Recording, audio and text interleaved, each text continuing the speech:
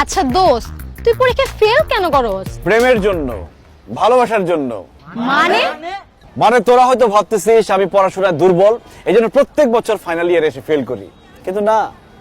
আমি প্রথম যেদিন এই ভার্সিটিতে আসি সেই দিনই মনে মনে সিদ্ধান্ত নিয়েছিলাম এই ভার্সিটির একটা মেয়ের সাথে আমি প্রেম করব, তাকে ভালোবাসবো, তাকে বিয়ে করব।